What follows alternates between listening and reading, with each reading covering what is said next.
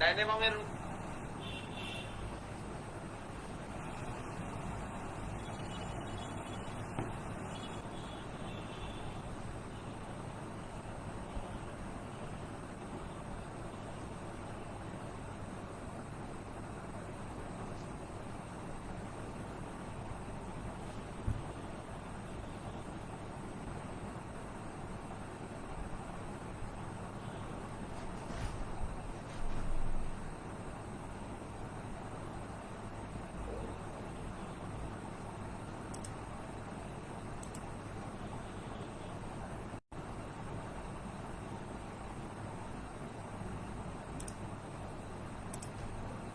আচ্ছা, লাইভটা স্টার্ট হইলে বা তোমরা যদি ঠিকঠাক দেখতে পারো একটু কাইন্ডলি কমেন্ট করো।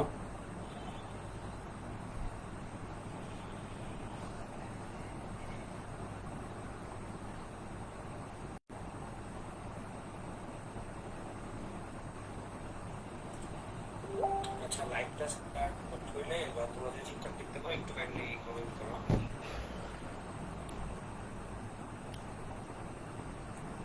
ওকে,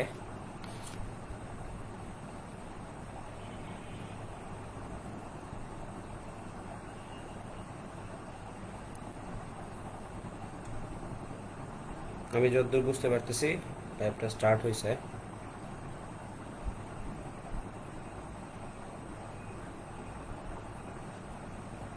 ওকে, আমরা কিছুক্ষণ ওয়েট করি।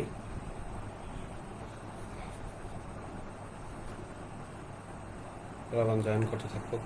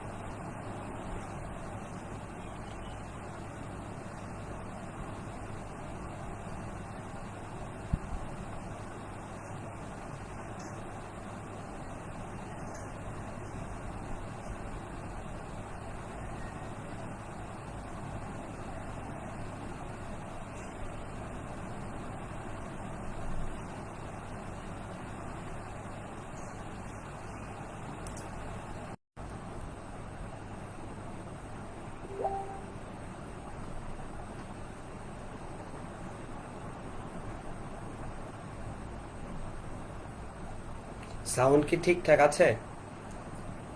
একটু আমাকে কমেন্ট করে জানাও যে ঠিকঠাক আছে কিনা সবকিছু।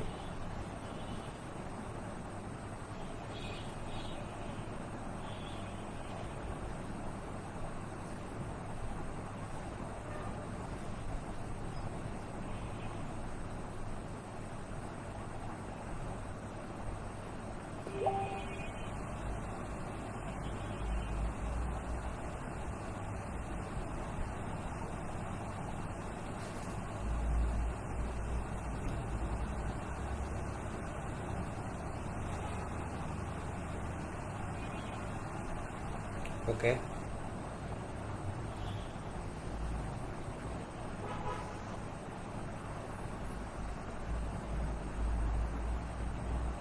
আমি মোটামুটি শুরু করে দিই। আজকে আমাদের ক্লাসটা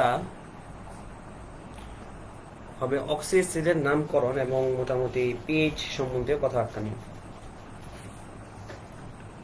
তো তোমরা ক্লাসে কমেন্ট করবে এবং তোমাদের বন্ধুদের মাঝে শেয়ার করে দাও ক্লাসটা, যেন তারা এখান থেকে উপকৃত হতে পারে।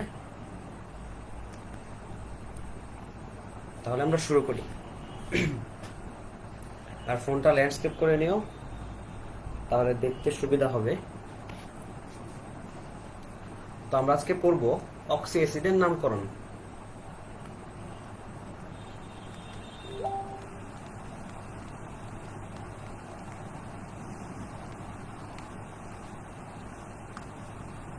অক্সি অ্যাসিডের নামকরণ। তো ফার্স্টে আমাদেরকে জানা লাগবে যে অক্সি অ্যাসিডটা আসলে জিনিসটা কি।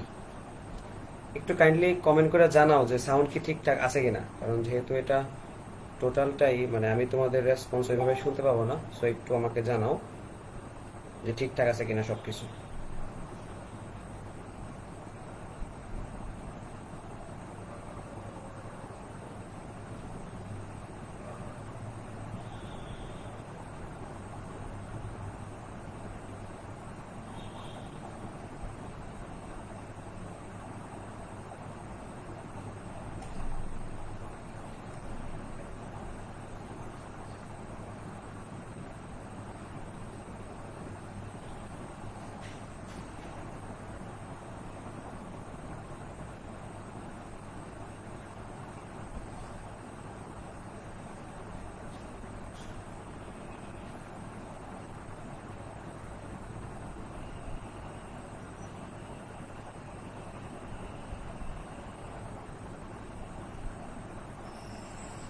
তো আমি লেখা শুরু করছি, দেখা যাচ্ছে কিনা সেটা একটু আমাকে কাইন্ডলি জানাও, কেউ একটু ইনফর্ম করো।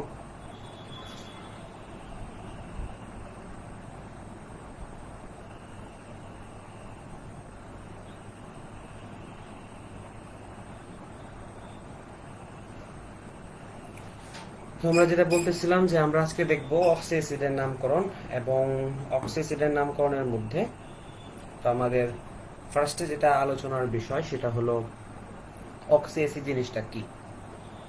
তো অক্সি অ্যাসিড জিনিসটা কি সেটা আমরা কিভাবে বুঝবো? তো যদি এই ফরম্যাটে কোনো অ্যাসিড থাকে, তো অ্যাসিড মানেই কি? অ্যাসিড মানেই তো ওএইচ থাকবে, তাই না? অ্যাসিড মানেই ওএইচ থাকবে, ও এবং এইচ। যদি একটা হাইড্রোজেন ডিরেক্টলি অক্সিজেনের সাথে লিঙ্কেজ থাকে, অর্থাৎ অক্সিজেনের সাথে যদি হাইড্রোজেনটা ডিরেক্টলি লিঙ্ক থাকে এবং সেটা যদি একটা নন মেটাল পদার্থের সাথে, সাপোজ এ বললাম আমি, এটা হচ্ছে একটা নন মেটাল, তাহলে এই যে পদার্থটা হবে তাদেরকে আমি কি বলবো? Oxy acid. তো অক্সি অ্যাসিডের নামকরণ নিয়ে খুবই ঝামেলা বাঁধে, মানে খুবই ঝামেলা হয় অক্সি অ্যাসিডের নামকরণটা। তো আজকের ক্লাসটা করো, দেখি তারপর কি হয়। অক্সি অ্যাসিডের নামকরণটা মানে কঠিন লাগে বা সহজ লাগে, কিছু একটা লাগবে হয়তো বা। তো আমাদের ফার্স্টের কাজ হচ্ছে প্যারেন্ট অ্যাসিড চিনা। আমাদের ফার্স্টের কাজ হচ্ছে প্যারেন্ট অ্যাসিড চিনা। তো প্যারেন্ট অ্যাসিড কি জিনিস? প্যারেন্ট অ্যাসিডটা হচ্ছে যে যেটা সর্বোচ্চ যোজনী প্রদর্শন করবে, বা যোজনী বলতে আসলে জারণ মান, যোজনী না, সেটাই হবে তোমার প্যারেন্ট অ্যাসিড। যেটা বা যে অ্যাসিডটা সাধারণত সর্বোচ্চ জারণ মান শো করবে সেটাই হবে কি? Parent acid. তো আমি কিছু পদার্থের প্যারেন্ট অ্যাসিডের নামগুলো একটু লিখি। Suppose parent acid. তো প্যারেন্ট অ্যাসিড বলতে হায়ার অক্সিডেশন স্টেটকে বোঝাবে। হায়ার অক্সিডেশন স্টেট, এটা নরমালি, ব্যতিক্রম থাকতে পারে। হায়ার অক্সিডেশন স্টেট যদি বোঝায় তাদেরকে আমরা কি বলবো? Parent acid. ওকে, তো এই যে প্যারেন্ট অ্যাসিডটা হবে হায়ার অক্সিডেশন স্টেটে যদি থাকে কোনো একটা অ্যাসিড, তাদেরকে আমরা কি অ্যাসিড বলি? তাদেরকে আমরা সাধারণত ইক ফর্ম বলি, অর্থাৎ তাদের উচ্চারণটা হয় লাস্টে গিয়ে ইক উচ্চারণ হয়। যেমন সালফিউরিক অ্যাসিডের যা সালফারের যে অ্যাসিডটা, সেটা যদি আমি বলি যে হাই স্টেট, সেটা কি? Sulphuric acid. যদি আমি ফসফরাসের ক্ষেত্রে বলি তাহলে কি? Phosphoric acid. যদি আমি ক্লোরিনের ক্ষেত্রে বলি সেটা কি? Chloric acid. যদি আমি কার্বনের ক্ষেত্রে বলি সেটা কি? Carbonic acid. তো ফার্স্টে আমরা একটু দেখি যে আমাদের এট ফার্স্টে বোরন, বোরনের তাহলে ইক ফর্মটা কি হবে? H3BO3। এটা তো আমরা নর্মালি সাধারণত জানি যে H3BO3 হচ্ছে কি? Boric acid. আমাদের যে কার্বন সেটা হচ্ছে H2CO3, এটাকে কি বলবো আমরা? Carbonic acid. যদি থাকে আমাদের সিলিকন তাহলে হবে কি? H4SiO4, এটাকে কি বলা হবে? সিলিসিলিক অ্যাসিড। যদি থাকে নাইট্রোজেন তাকে কি বলা হবে? HNO3, মানে নাইট্রিক অ্যাসিড। যদি থাকে ফসফরাসের H3PO4, ফসফরিক অ্যাসিড। যদি থাকে সালফারে তাহলে কি হবে? Sulphuric acid. যদি থাকে সালফার তাহলে কি হবে? Sulphuric acid H2SO4। আর যদি থাকে হ্যালোজেনের তাহলে কি হবে? যদি হ্যালোজেনের থাকে তাহলে আমাদের হবে কি? HXO3, HXO3। এগুলো একটু মনে রাখা লাগবে যে এগুলো সাধারণত কি অ্যাসিড? এগুলো হচ্ছে ইক ফর্ম। কি ফর্ম? ইক ফর্ম। এই এক্সটা ফ্লোরিন হতে পারবে না। এই এক্সটা কি হতে পারবে না? ফ্লোরিন। এক্স ইকুয়াল টু কি হবে? ক্লোরিন, অথবা হতে পারবে ব্রোমিন, অথবা হতে পারবে আয়োডিন, কিন্তু ফ্লোরিন হবে না। কেন ফ্লোরিন হবে না? কারণ ফ্লোরিনটা আসলে সেভাবে করা হয় না, এখানে একটু ঝামেলা আছে, ফ্লোরিনের ক্ষেত্রে একটু ঝামেলা আছে। তো আমরা সাধারণত কি ফ্লোরিনটা ধরবো না, এখানে আমরা ধরবো কি? ক্লোরিন, ব্রোমিন এবং আয়োডিন। এগুলোকে কি বলা হবে? ইক অ্যাসিড। যেমন এটাকে কি বলা হবে? Boric acid. এটা কি? Carbonic acid. এটা কি? সিলিসিলিক অ্যাসিড। এটা হচ্ছে নাইট্রিক অ্যাসিড। এটা হচ্ছে ফসফরিক অ্যাসিড। এটা হচ্ছে সালফিউরিক অ্যাসিড। এটা হচ্ছে হ্যালিক অ্যাসিড। হ্যালিক অ্যাসিড বলতে আসলে তুমি বুঝবা, যদি ক্লোরিন থাকে তাহলে ক্লোরিক অ্যাসিড, ব্রোমিন থাকলে ব্রোমিক অ্যাসিড, আয়োডিন থাকলে আয়োডিক অ্যাসিড। ওকে, কারো যদি কোনো প্রবলেম থাকে কাইন্ডলি একটু কমেন্ট করবা, সেটা আমি দেখবো এবং কি মানে সেটা রিপিট করার চেষ্টা করবো। এরপরে যদি লোয়ার অক্সিডেশন স্টেট থাকে, যদি হায়ার অক্সিডেশন স্টেট না থেকে যদি লোয়ার অক্সিডেশন স্টেট থাকে, তাহলে সেটাকে আমরা কি বলি? আস ফর্ম। লোয়ার অক্সিডেশন স্টেট থাকলে আমরা বলি OUS, আস ফর্ম। যেমন ধরো সালফিউরাস অ্যাসিড, এরপরে ধরো নাইট্রাস অ্যাসিড, ফসফরাস অ্যাসিড, তো এই ক্লোরাস অ্যাসিড বা ব্রোমাস অ্যাসিড, এই সমস্তগুলাকে আমরা কি বলবো, এগুলাতে অক্সিডেশন স্টেটটা কি থাকে, লোয়ার থাকে, সেগুলোকে আমরা কি বলবো, আস ফর্ম। আমরা মোটামুটি কয়টা জিনিস শিখলাম, দুইটা জিনিস শিখলাম, যে যদি হায়ার অক্সিডেশন স্টেট থাকে তাকে আমাকে বলবো ইক ফর্ম বা ইক অ্যাসিড, আর যদি লোয়ার অক্সিডেশন স্টেট থাকে তাদেরকে আমি বলবো আস ফর্ম বা আস অ্যাসিড। ওকে, এখন আমাদের এই যে এই পার্টটা শেখার পরে আমাদেরকে যে পার্টটা শিখতে হবে, যে অনেক সময় দেখবা যে নামের মধ্যে হাইপো, মেটা, পাইরো এই টার্মগুলো থাকে, পারক্সো এই টার্মগুলো থাকে। তো এই টার্মগুলো আসলে কিভাবে আসে সেই জিনিসটা নিয়ে আমরা এখন কাজ করব। ওকে, তো ফার্স্টে আমাদের যে কাজটা হবে সেটা হচ্ছে প্যারেন্ট অ্যাসিড নিয়ে আমরা যাত্রা শুরু করব। তো আমরা একটা প্যারেন্ট অ্যাসিড নিলাম, এই হচ্ছে আমাদের প্যারেন্ট অ্যাসিড। প্যারেন্ট অ্যাসিড তো আমরা ফসফরাস দিয়ে করব, কারণ ফসফরাস দিয়ে কেন নিব ফসফরাসটা সেই উদাহরণটা আমরা যখন কমপ্লিট করব ক্লাসে তখন বুঝতে পারবা। তো প্যারেন্ট অ্যাসিডটা আমরা ইক ফর্মে নিব, কারণ প্যারেন্ট অ্যাসিডটাই কি আমরা এখানে থেকে শিখে আসলাম যে প্যারেন্ট অ্যাসিডটাই হচ্ছে হায়ার অক্সিডেশন স্টেট এবং সেটা কি সাধারণত ইক ফর্ম। ওকে, তো এখন এই যে প্যারেন্ট অ্যাসিডটা, সেই প্যারেন্ট অ্যাসিডটা আমি নিলাম, ফসফরাসের নিলাম। তাহলে ফসফরাসের প্যারেন্ট অ্যাসিড কি, ফসফরাসের প্যারেন্ট অ্যাসিড হচ্ছে H3PO4, যেটাকে আমরা কি বলবো, ফসফরিক অ্যাসিড। ওকে, এখন এখান থেকে আমরা কিছু কাজ করব, এই ফসফরিক অ্যাসিডের মধ্যে কিছু সংযোজন করব, কিছু বিয়োজন করব, হয় অক্সিজেন সংযোজন করব অথবা অক্সিজেন বিয়োজন করব, পানি বিয়োজন করব, অর্থাৎ পানি সরায় নিব, সেখানে পানি দিব, আসলে পানি দিব না, সবসময় পানি বিয়োজনই করব, করলে আমাদের বিভিন্ন অ্যাসিড তৈরি হবে, বিভিন্ন অ্যাসিড তৈরি হবে। জাস্ট লাইক তুমি যদি H3PO4 থেকে একটা একটা অক্সিজেন যদি সরায় আনো, H3PO4 থেকে আমরা কি করব, একটা অক্সিজেন সরাই নেব, অর্থাৎ মাইনাস অক্সিজেন, তাহলে কি হবে, স্ট্রাকচারটা কি হলো, H3PO4 ছিল, এটা কি হয়ে যাবে H3PO3, H3PO3 হয়ে যাবে। তাহলে হইল কি এখানে H3PO3, এটাই হলো আমাদের আস ফর্ম। অর্থাৎ অক্সিজেন কমে যাওয়া মানে হচ্ছে অক্সিডেশন স্টেট কমে যাওয়া, আর অক্সিডেশন স্টেট যদি কমে যায় তাহলে সেই ইক ফর্ম থেকে কি হয়ে যাবে, ইক ফর্ম থেকে সেটা আস হয়ে যাবে। অর্থাৎ এটা কি, এটা ছিল ইক ফর্ম বা ইক অ্যাসিড, ইক ফর্ম লিখে দিলাম, এটা হচ্ছে ইক ফর্ম, এবং এটা কি আস ফর্ম, OUS আস, FORM আস ফর্ম। তো এটাকে আমরা কি বলবো, এটা হচ্ছে ফসফরাস অ্যাসিড। ওকে, এখন এই ফসফরাস অ্যাসিড থেকে আমরা কিছু কাজ করব, সেটা কি, এই ফসফরাস অ্যাসিডটার এট ফার্স্টে আমরা যে কাজটা করব সেটা হইতেছে এটার মধ্যে আমরা এখান থেকেও একটা অক্সিজেন বাদ দিয়ে দিব, অর্থাৎ এই যে স্ট্রাকচারটা পাইলাম H3PO3, এখান থেকেও কি করব, একটা অক্সিজেন বাদ দিব। তাহলে এখান থেকে যদি একটা অক্সিজেন বাদ দেই, তাহলে সেটা কি থাকবে, H3PO2, কি থাকবে সেটা, H3PO2। এই যে অ্যাসিডটা, এটাকে বলা হবে হাইপো। হাইপো মানে কি, কম, অক্সিজেন নরমালের তুলনায় কম থাকবে, অর্থাৎ আসের চেয়ে আস যে টার্মটা থাকবে সেই আস টার্ম থেকে কি থাকবে, কম থাকবে, সেটা কি বলা হবে, হাইপো ফর্ম। ঠিক আছে, তো H3PO2টাকে বলা হবে তোমার hypo form of us acid. কি বলা হবে, এটাকে আমরা বলবো hypo form of us acid, হাইপোফর্ম of us acid. তার মানে H3PO2টাকে আমরা কি বলবো, আমরা H3POটাকে বলবো হাইপোফসফরাস অ্যাসিড। অর্থাৎ আমরা যদি আস ফর্ম থেকে, অর্থাৎ ফসফরাস অ্যাসিড থেকে যদি একটা অক্সিজেন বাদ দেই, তাহলে কি পাবো, যে স্ট্রাকচারটা পাবো বা যে সংকেতটা পাবো সেটাই কি আমাদের হাইপোফসফরাস অ্যাসিড। ওকে, তারপর আমরা যে কাজটা করবো সেটা হইতেছে এখানের এক অণু থেকে, অর্থাৎ এক অণু H3PO3 থেকে আমি এক অণু পানি বাদ দিব, অর্থাৎ একটা H2O বাদ দিলাম। কত অণু থেকে, এক অণু হতে কি দিলাম, একটা H2O বাদ দিলাম। তাহলে যদি একটা H2O বাদ দিই তাহলে স্ট্রাকচারটা কি হয়, খেয়াল করে দেখো, আমাদের ছিল H3PO3, এখান থেকে আমি বাদ দিব কি, একটা H2O বাদ দিব, তাহলে অবশ্যই থাকবে কি, একটা হাইড্রোজেন, একটা ফসফরাস এবং কি দুটো অক্সিজেন, অর্থাৎ HPO2। অর্থাৎ একটা সিঙ্গেল H3PO3 থেকে আমি কি করলাম, একটা পানি বাদ দিলাম, তাহলে একটা পানি বাদ দিলে আমাদের স্ট্রাকচারটা কি হয়, আমাদের স্ট্রাকচারটা হয় HPO2। এখন তাহলে এই HPOটাকে কি বলা যাবে, আমি যেহেতু পানি বাদ দিছি, মনে রাখবো পানি বাদ দিলে ফর্মটাকে বলা হয় মেটা। পানি যদি বাদ দেয় তাহলে সেটাকে কি বলা হবে, মেটা ফর্ম। এটা কোন ফর্ম থেকে পানি বাদ দিলাম, আস ফর্ম থেকে পানি বাদ দিলাম, তাই এটার নাম হবে মেটা ফর্ম অফ আস অ্যাসিড। অর্থাৎ এটার মানে নামটা, নর্মাল কমন নামটা হবে মেটা ফর্ম অফ আস অ্যাসিড। তাহলে আমরা যে উদাহরণটা নিলাম ফসফরাস, সেটার জন্য কি হবে, সেটা হবে কি মেটা ফসফরাস অ্যাসিড। তবে এটার ক্ষেত্রে একটু একটা নোট রাখো যে সাধারণত এটা ট্রাইমার রূপে থাকে, ট্রাইমার রূপে থাকে, এইভাবে থাকে না, ট্রাইমার রূপে থাকে। অর্থাৎ ট্রাইমার রূপে থাকে মানে কি H3P3O6 থাকে, অর্থাৎ H3P3O6 এই স্ট্রাকচার হিসাবে এটা বর্তমান থাকে।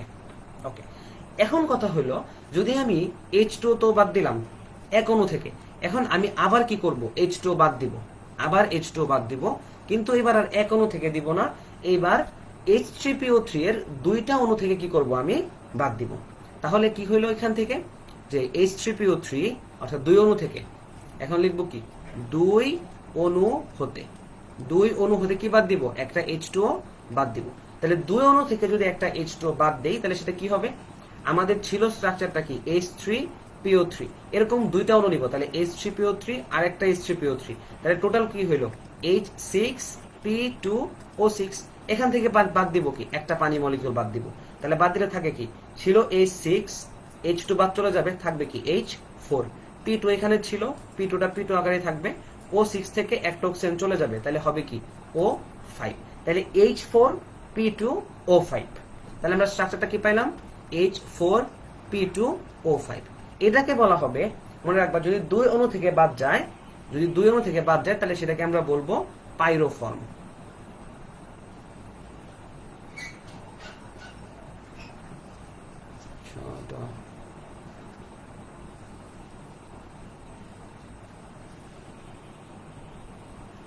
একটু ওয়েট করো প্লিজ।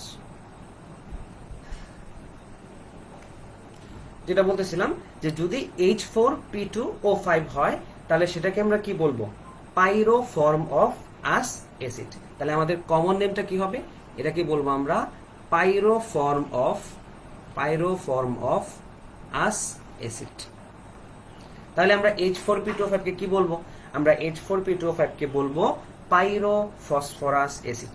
এটা তৈরি হলো কেমনে, দুই অণু ফসফরাস অ্যাসিড থেকে এক অণু পানি বাদ দিলাম, দুই অণু ফসফরাস অ্যাসিড থেকে কি করলাম, এক অণু পানি বাদ দিলাম, তাহলে হইলো কি H4P2O5। এটাকে আমরা কি বলবো, পাইরোফসফরাস অ্যাসিড। ক্লিয়ার? তাহলে আমরা ফসফরাসের টোটাল 4টে অ্যাসিড শিখে ফেললাম। একটা হচ্ছে H3PO4 যেটা ছিল প্যারেন্ট অ্যাসিড, যেটা ছিল ইক অ্যাসিড, এখান থেকে একটা অক্সিজেন বাদ দিলাম হলো আস অ্যাসিড, সেখান থেকে একটা অক্সিজেন বাদ দিলাম হইলো হাইপো আস অ্যাসিড, মানে হাইপোর সাথে আস, মানে আস হইছে কিন্তু সামনে গিয়ে থাকবে হাইপো। তারপর এক অণু থেকে এক অণু পানি বাদ দিলাম হইলো মেটাফসফরাস, দুই অণু থেকে এক অণু পানি বাদ দিলাম হইলো কি পাইরোফসফরাস।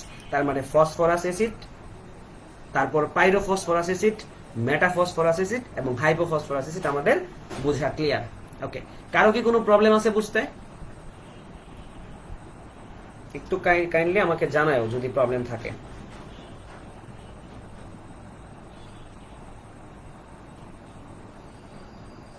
ওকে, ক্লিয়ার। আচ্ছা, এরপরে আমাদের কাজ হচ্ছে আমাদের এই ফর্মটা শেখা শেষ, অর্থাৎ আস ফর্ম থেকে যেভাবে হয় সেটা আমরা শিখে ফেলছি। এখন আমরা শিখব ডিরেক্টলি H3PO4 থেকে আমি পানি বাদ দিব। কি করব, ডিরেক্টলি H3PO4 যেটা H3PO4 যেটা ছিল সেখান থেকে কি করব, পানি বাদ দিব। তাহলে এখান থেকে কি করলাম, পানি বাদ দিলাম। কি বাদ দিব, পানি বাদ দিব। অবশ্যই এক অণু থেকে, আগে এক অণু থেকে বাদ দিয়ে দেখি কি হয়, তারপর দুই অণু থেকে বাদ দিব, অর্থাৎ এক অণু হতে। তাহলে এক অণু হতে কি দিলাম, H3PO4 বাদ দিলাম। তাহলে নরমালি আমাদের থাকে কি, আমাদের থাকে H3PO4, এখান থেকে যদি পানি বাদ দেই অর্থাৎ H2O বাদ দেই, H2O বাদ দিলে নামটা কি হয়, মেটা। তাহলে আগে আস ফর্ম থেকে আমরা মেটা বানাইছি, এখন কি করব, এখন ইক ফর্ম থেকে মেটা বানাচ্ছি। তাহলে এখানে নামটা কি হবে, খেয়াল করো HPO3 হইলো। তাহলে আমরা সংকেতটা লিখে ফেলবো এখানে HPO3। তাহলে HPO3টা কি হবে, HPO3টা হবে মেটা ফর্ম অফ ইক অ্যাসিড। HPO3 কি হবে, মেটা ফর্ম অফ ইক অ্যাসিড। এটা কি হবে, তাহলে HPO3 এটাও ট্রাইমার রূপে থাকে। HPO3 এটা কি থাকে, ট্রাইমার রূপে থাকে। এটা একটু নোট করে রাখবা, ট্রাইমার রূপে থাকে। তো এই যে ট্রাইমার রূপে থাকে HPO3, তাহলে আমি যদি HPO3 এর টোটাল সংখ্যাটা লিখি তাহলে কি লিখবো?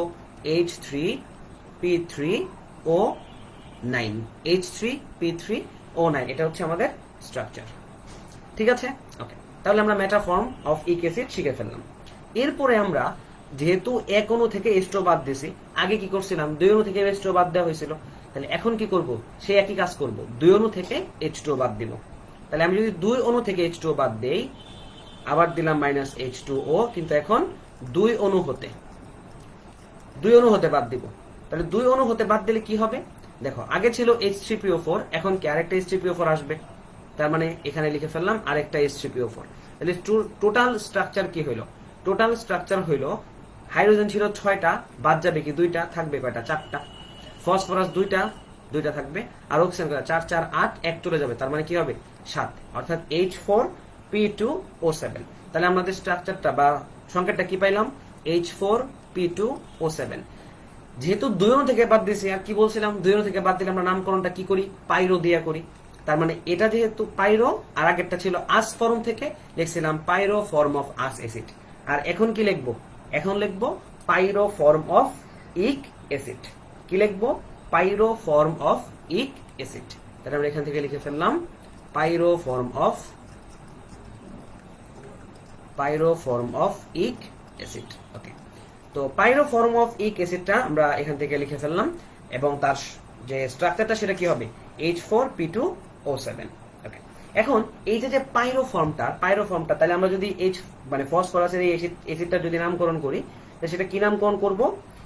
সেটা নামকরণ করা হবে কি রকম? আগে করতাম কি? মেটা ফসফরিক অ্যাসিড, আর এখন কি করব? পাইরো ফসফরিক অ্যাসিড। HPO3 যেটা ট্রাইমার রূপে থাকবে, সেটা কি নামকরণ করব? মেটা ফসফরিক অ্যাসিড, আর এখন কি করব? পাইরো ফসফরাস অ্যাসিড। ওকে, আচ্ছা, এখন এই পাইরো ফসফরিক অ্যাসিডটাকে আরেকটা নামে ডাকা হয়, সেটা হচ্ছে ডাই ফর্ম অফ ইক অ্যাসিড, অর্থাৎ ডাইফসফরিক অ্যাসিডও বলে। আচ্ছা, কেন ডাইফসফরিক অ্যাসিড বলবে? কারণ যেহেতু 2টা ফসফরাস থেকে কাজ করা হয়েছে, তাই কি বলা হয়? ডাইফসফরিক অ্যাসিডও এটাকে বলা হয়। তাহলে আমরা এখান থেকে আরেকটা এডিশনাল জিনিস পাইলাম, এটাকে কি বলা হয়? ডাই ফর্ম অফ ইক অ্যাসিড। ডাই ফর্ম অফ ইক অ্যাসিড। ঠিক আছে, তাহলে তুমি দুইটাই বলতে পারো, ডাই ফর্ম অফ ইক অ্যাসিডও বলতে পারো, পাইরো ফর্ম অফ ইক অ্যাসিডও বলতে পারো। ওকে, এখন এইটার মধ্যে আরেকটু ঝামেলা আছে, মানে H4P2O7 থেকে কি করব? আমরা আরেকটা ক্যালকুলেশন করব। সেটা কি? এখান থেকে আমরা যেটা বের করব সেটা হইতেছে, আমরা একবার একটা অক্সিজেন বাদ দিব, আরেকবার একটা অক্সিজেন যোগ করব। তাহলে যদি আমরা একবার একটা অক্সিজেন বাদ দিয়ে দিই, অক্সিজেন বাদ দিলে সাধারণত টার্মটা কি হয়? এখান থেকে অক্সিজেন বাদ দিছিলাম, হাইপো টার্ম হয়েছিল। সিমিলারলি এখান থেকে অক্সিজেন বাদ দিব, কি হয়ে যাবে? হাইপো। তার মানে এখন হবে কি? যেহেতু এটা ইক অ্যাসিড ছিল, তার মানে লিখবো হাইপো ফর্ম অফ ইক অ্যাসিড। তাহলে আমরা কি লিখবো? হাইপো ফর্ম অফ ইক অ্যাসিড।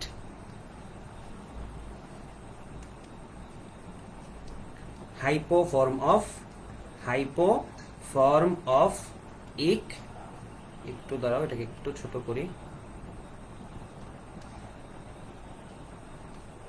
হাইপো ফর্ম অফ ইক অ্যাসিড। ওকে, তো হাইপো ফর্ম অফ ইক অ্যাসিডটা তো হইলো, কিন্তু অক্সিজেন বাদ দিলে স্ট্রাকচারটা কি দাঁড়ায়? স্ট্রাকচার মানে সংকেতটা কি দাঁড়ায়? তো H4P2O কি হয়েছিল? 7। তাহলে এখান থেকে যদি একটা অক্সিজেন বাদ দেই, তাহলে স্ট্রাকচার কি দাঁড়ায়? H4P2O6। H4P2O6। তাহলে H4P2O6 এর যে মানে কমন নেমটা কি হবে? যে হাইপো ফর্ম অফ ইক অ্যাসিড। তাহলে এখন এটা কি বলবো? হাইপোফসফরিক অ্যাসিড। তাহলে তোমাকে যদি বলা হয় হাইপোফসফরিক অ্যাসিডের সংকেত কি, তার মানে হাইপোফসফরিক অ্যাসিডের সংকেত হচ্ছে, হাইপোটা হবে কিভাবে? আগে তো ইকটার সাথে দুই অণু ইক, মানে 2 অণু H3PO4 থেকে 1 অণু পানি বাদ দেওয়া লাগবে। তাহলে হইলো কি? ডাই ফর্ম অফ ইক অ্যাসিড অথবা পাইরো ফর্ম অফ ইক অ্যাসিড। সেই পাইরো থেকে যদি তুমি একটা অক্সিজেন বাদ দাও, তাহলে মানে যেটা পাইবা সেটা হচ্ছে কি? হাইপো ফর্ম অফ ইক অ্যাসিড। তাকে বলা হবে কি? হাইপোফসফরিক অ্যাসিড।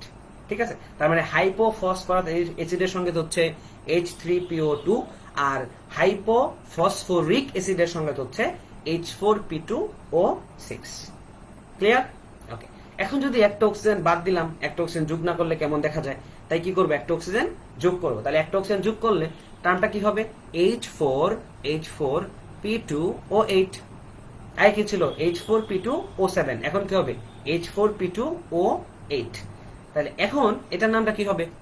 আগে ছিল হাইপো, আর অক্সিজেন যোগ করলে নাম কি হয়? আমরা কিন্তু একবার অক্সিজেন এখন পর্যন্ত যোগ করিনি। সব কি করছে? অক্সিজেন বাদ দিছি, পানি বাদ দিলাম, এখানেও কি পানি বাদ দিলাম, এখানে আবার অক্সিজেন বাদ দিলাম, এখন কি আবার অক্সিজেন যোগ করতেছি। তাহলে এখন যদি যোগ করি সেই ফর্মটা হয় তোমার পার অক্সি ফর্ম। কি হয়? পার অক্সি ফর্ম। এটার দুইটা নাম আছে, অর্থাৎ কমন নেম। এটাকে বলা হবে die form of per ic acid. Die form of per ic acid. Die form of per ic acid, অথবা এটাকে বলা হবে পার অক্সি ফর্ম অফ ইক acid or per oxy form of ইক অ্যাসিড। তাহলে আমরা দুইটা নাম পাইলাম, একটা হচ্ছে die form of per ic acid, অথবা এটাকে বলা যাবে পার অক্সি ফর্ম অফ ইক অ্যাসিড। তার মানে এই যে H4P2O, এটাকে তুমি কি বলতে পারবা? পার অক্সি ডাইফসফরিক অ্যাসিড বলতে পারবা। কি বলতে পারবো? পার অক্সি ডাইফসফরিক অ্যাসিড। ক্লিয়ার? আচ্ছা, এখন পর্যন্ত যা বললাম এটা কি বুঝছো? বুঝলে একটু কাইন্ডলি কমেন্ট করো, জানাও আমাকে, নাহলে আমি বুঝবো না তোমরা বুঝতে পারছো কিনা।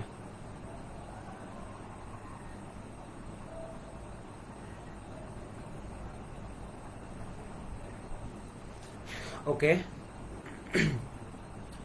তো পার অক্সি ফর্ম অফ, এখানে পাইলাম কি die form of per ic acid, এবং পাইলাম peroxyphosphoric acid, অথবা তুমি এখান থেকে ডাইক অ্যাসিডও বলতে পারবা, যে peroxydiphosphoric acid. তার নামকরণটা কি হবে? যদি ফসফরাসের ক্ষেত্রে বলি তাহলে সেটা কি পাবো? পার অক্সি ডাইফসফরিক অ্যাসিড। ঠিক আছে? ওকে, এখন আমাদের লাস্ট একটা কাজ বাকি আছে। ভাইয়া সবকিছু তো করলাম, অক্সিজেন যুগও তো দেখাইলেন, তাহলে ডিরেক্টলি অক্সিজেন যোগ করলে কি হয়? তাহলে ডিরেক্টলি অক্সিজেন যোগ করি। ডিরেক্টলি যদি আমি অক্সিজেন যোগ করি, অর্থাৎ প্লাস অক্সিজেন যদি করি, তাহলে স্ট্রাকচারটা কি হয়? আমি ডিরেক্টলি যদি এখানে অক্সিজেন যোগ করি প্লাস অক্সিজেন, তাহলে প্লাস অক্সিজেন করলে H3PO4, এখান থেকে হবে H3PO5। কি হবে? H3PO5। এটাকে তাহলে কি বলা যাবে? এটাকে বলা যাবে পার অক্সি ফর্ম অফ ইক acid. Per oxy form of ইক অ্যাসিড। খেয়াল করো, এখানে কি ছিল? পার অক্সি ফর্ম অফ ডাইইক অ্যাসিড, আর এখানে কি বলতেছি? পার অক্সি ফর্ম অফ ইক acid. Per oxy form of ইক অ্যাসিড, আর এখানে কি ছিল? পার অক্সি ফর্ম অফ ডাইইক অ্যাসিড। তাহলে এই হচ্ছে আমাদের অ্যাসিডের 14 গোষ্ঠী। ঠিক আছে? তাহলে আমরা মোটামুটি এখানে মনে হয় প্রায় 9টার মতো অ্যাসিড হওয়ার কথা। এখানে 4 3 7 2 9, হ্যাঁ মোটামুটি আমরা 9টা অ্যাসিড ফসফরাসের শিখে ফেলাম। আসলে 9টা না 10টা যদি আমরা প্যারেন্ট অ্যাসিড সহ বলি। যে প্যারেন্ট অ্যাসিড তাহলে কি বললাম? H3PO4 হচ্ছে ইক ফর্ম, সেখান থেকে একটা অক্সিজেন বাদ দিলে হবে আস ফর্ম, সেখান থেকে একটা অক্সিজেন বাদ দিলে হবে হাইপো ফর্ম, সেখান থেকে একটা পানি বাদ দিলে, এক অণু থেকে পানি বাদ দিলে হবে মেটা ফর্ম, সেখানে দুই অণু থেকে, অর্থাৎ আস ফর্মের দুই অণু থেকে এক অণু পানি বাদ দিলে হবে পাইরো ফর্ম অফ আস অ্যাসিড।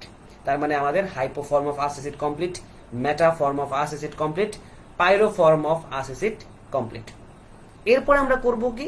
ইক ফর্ম থেকে যদি এক অণু পানি বাদ দেই, ইক ফর্ম থেকে যদি এক অণু পানি বাদ দেই, তাহলে আমাদের স্ট্রাকচারটা হবে HPO3। স্ট্রাকচার বলতে সংকেতটা কি?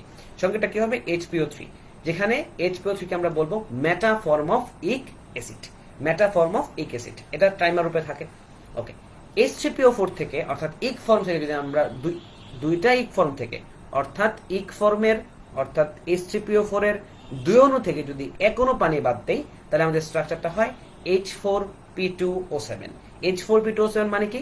ডাই ফর্ম অফ ইক অ্যাসিড অথবা পাইরো ফর্ম অফ ইক অ্যাসিড, যেটাই বলো না কেন। এরপরে যদি আমরা বলি এইখান থেকে, অর্থাৎ পাইরো ফর্ম থেকে যদি আমরা একটা অক্সিজেন বাদ দিই, তাহলে যেটা পাওয়া যায় সেটা হচ্ছে H4P2O6, কারণ ছিল H4P2O7, হয়ে গেছে কি H4P2O6। ক্লিয়ার? তাহলে ওইটাকে আমরা কি বলবো? হাইপো ফর্ম অফ ইক অ্যাসিড। আর যদি একটা অক্সিজেন যোগ করি তাকে বলা হবে, মানে এটা হবে, সংকেতটা হবে H4P2O8, যেটাকে বলা হবে die form of per ic acid অথবা peroxydiphosphoric acid. আমি প্রিফার করব নিচেরটা বলবা, অর্থাৎ peroxydiphosphoric acid দিয়ে যে নামকরণটা হবে অর্থাৎ পারঅক্সি ডাইফসফরিক অ্যাসিড সেটা বলবা। আর যদি একটা অক্সিজেন যোগ করি, ইক ফর্মের সাথে যদি একটা অক্সিজেন যোগ করি, তাহলে কি হবে?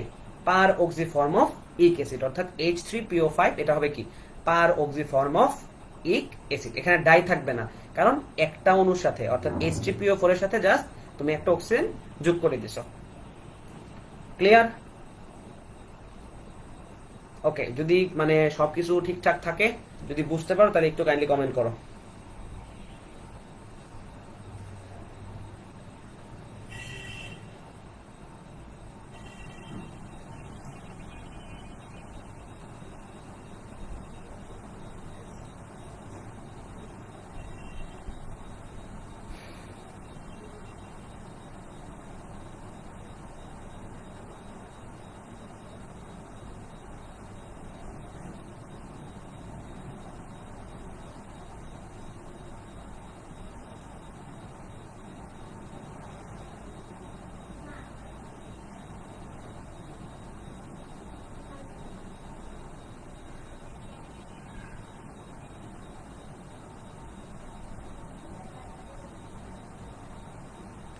ওকে, ঠিক আছে, তো মোটামুটি ক্লিয়ার।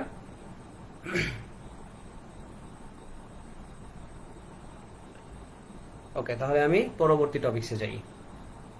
তাহলে এই হচ্ছে আমাদের মোটামুটি অ্যাসিডের আদ্যপান্ত। ফসফরাস দিয়ে আমরা উদাহরণ দিলাম। এখন আমরা ফসফরাসের সেই অ্যাসিডগুলো, আসলে আমরা তো পিএইচ নিয়ে আলোচনা করব, তাই স্ট্রাকচার দিয়ে বোঝানোটা হয়তো খুব বেশি একটা পসিবল হবে না। ওকে, ঠিক আছে, তো আমরা পরবর্তী পেজে যাই। আমাদের এখন আলোচনার বিষয় হচ্ছে, আমরা একটু সালফার, এরপরে নাইট্রোজেন, হ্যালোজেন দিয়া একটু আলাপ সালাপ করবো যে তাদের অ্যাসিডগুলো সাধারণত কেমন হয়। তো ফার্স্টে আমরা তো ফসফরাস দিয়ে দেখে ফেলছি। তো ফসফরাসের যে একদম টোটাল যত অ্যাসিড ছিল সবগুলাই মোটামুটি দেখা হয়ে গেছে। ফসফরাসের আর অ্যাসিড বাকি মোটামুটি নাই। তো একটা অ্যাসিড বাকি থাকতে পারে, সেটা আমি একদম সবার লাস্টে বলবো। অর্থ টাইপটা, সে অর্থ টাইপটা একদম সবার লাস্টে বলা হবে। ওকে, এখন আমরা একটু সালফারের অ্যাসিডগুলো দেখি যে সালফারের অ্যাসিডগুলো সাধারণত কেমন হয়। তো আমরা যেটা ফলো করতেছি, মানে যে ধারাবাহিকতায় চলে যাচ্ছি, সেখান থেকে যদি আমরা স্টার্ট করি, এট ফার্স্টে আমরা সালফিউরিক অ্যাসিড দেখব, অর্থাৎ অক্সি অ্যাসিড অফ সালফার। আমরা এখন সালফারের অক্সি অ্যাসিড দেখব। ওকে, তো সালফারের অক্সি অ্যাসিডের মধ্যে ফার্স্টের ক্লাস মানে কাজ হচ্ছে আমাদের ইক ফর্মটা বের করা, কারণ সেটা হচ্ছে আমাদের প্যারেন্ট ফর্ম। তাহলে আমরা পেয়ে গেলাম H2SO4, এটাকে কি বলা হবে? Sulphuric acid. তো সালফিউরিক অ্যাসিড থেকে যদি আমি কি দেই, একটা অক্সিজেন কমায় দেই। আচ্ছা, এখানে লিখলে মনে হয় ভালো হইতো, সহজে বুঝতে পারতাম। ওকে, আমি এখানে একটু মুছে মুছে লিখে দিই, এইগুলা একটু মুছে ফেলি।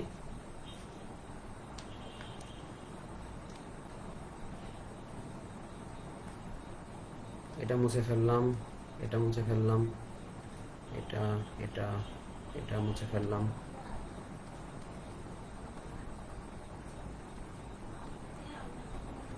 ওকে, তো আমাদের সব ফাঁকা জায়গা তৈরি। এখন আমরা এখানে লিখব। ওকে, তো আমাদের প্যারেন্ট অ্যাসিডটা হচ্ছে কি? সালফিউরিক অ্যাসিড, H2SO4 নিয়ে গেলাম আমরা H2SO4। এখন H2SO4 থেকে যদি আমরা কি দেই, একটা অক্সিজেন বাদ দেই, তাহলে কি হইলো? H2SO3, সেটা কি হবে? Sulphurous acid. কি হবে? Sulphurous acid. ওকে, এখন সেখান থেকে যদি আরেকটা অক্সিজেন বাদ দেই, তাহলে কি হবে? H2SO2, এটা কি বলা হবে? Hypo form of us acid, অর্থাৎ হাইপো সালফিউরাস অ্যাসিড। কিন্তু দুঃখের বিষয় হচ্ছে হাইপো সালফিউরাস অ্যাসিডটা থার্মোডাইনামিক্যালি আনস্টেবল। খুব কেয়ারফুলি মনে রাখবেন যে এটা কি? থার্মোডাইনামিক্যালি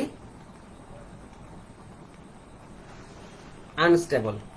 যেহেতু আনস্টেবল, তাই আমাদের এই স্ট্রাকচারটা আমরা লিখবো না, মানে এলাও করব না। ঠিক আছে, আনস্টেবল। যেহেতু এটা আনস্টেবল, তাহলে তার স্ট্রাকচার আবার কিসের? ঠিক আছে, তো H2SO2 হচ্ছে থার্মোডাইনামিক্যালি আনস্টেবল। এই হচ্ছে আমাদের সালফারের অ্যাসিড। এরপর যদি আমরা এক কাজ করি, যে সেখান থেকে যদি আমরা আরো কি করি, যদি H2SO3 ছিল, সেখান থেকে পানি বাদ দিলাম, তাহলে খেয়াল করে দেখো, মজার একটা ঘটনা ঘটবে। H2SO3 আছে, সেখান থেকে তুমি আবার কি দিলা? H2O বাদ দিলা। সেখান থেকে কি করলা? আবার H2O বাদ দিলা। থাকলো কি? SO2। এটাই কোনো অ্যাসিড? এটাই কোনো অ্যাসিড না। তার মানে SO2 হবে, এটা কি না? কোনো অ্যাসিড না। তার মানে সালফিউরাস অ্যাসিডের কোনো মেটা ফর্ম নাই। সালফিউরাস অ্যাসিডের কি নাই? সালফিউরাস অ্যাসিডের কোনো মেটা ফর্ম নেই। এটা কি বুঝতে পারছেন আপনারা? আপনারা বুঝতে পারলে আমাকে একটু কমেন্ট করে জানাবেন, না হলে কিন্তু আমি বুঝবো না। ওকে, এখন খেয়াল করো, যদি আমরা সালফিউরাস অ্যাসিডের অর্থাৎ H2SO4 বলো বা H2SO3 বলো, সেখান থেকে যদি ক্যালকুলেশন করি, এখান থেকে যদি এই মেটাফর্মটা দেখি, অর্থাৎ ডিরেক্টলি H2SO4 থেকে আমরা একটা H2 বাদ দিব, তাহলে এখানে কি হবে? অর্থাৎ H2SO4 থেকে যদি আমরা একটা পানির মলিকিউল বাদ দেই, তাহলে কি থাকবে? SO3 থাকবে। এটা তো একটা অক্সাইড, তার মানে SO3 হয়। তাহলে এটারও কিনা সম্ভব না। অর্থাৎ sulphurous acid or sulphuric acid, তাদের কোনো কি নাই? মেটাফর্ম নাই। কারণ তুমি এখনো পর্যন্ত আমাকে দেখাইতে পারবা না যে ভাইয়া মেটা সালফিউরাস অ্যাসিডটা বিদ্যমান আছে। ঠিক আছে, মেটা সালফিউরিক অ্যাসিডটা বিদ্যমান আছে, তুমি দেখাইতে পারো। মেটা সালফিউরাস অর মেটা সালফিউরিক কোনোটাই কি নাই?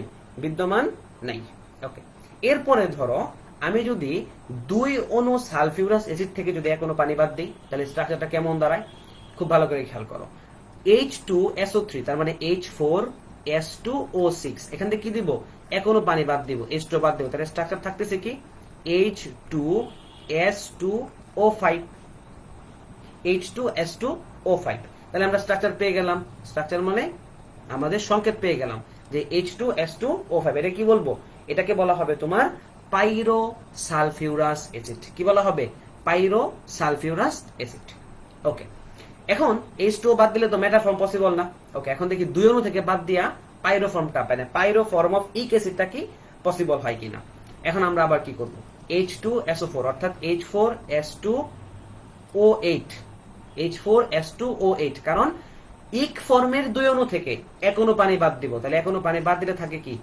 H2S2O7, H2S2O7, এই যে লিখে ফেললাম এখানে H2S2O7। তাহলে H2S2O7 মানে কি?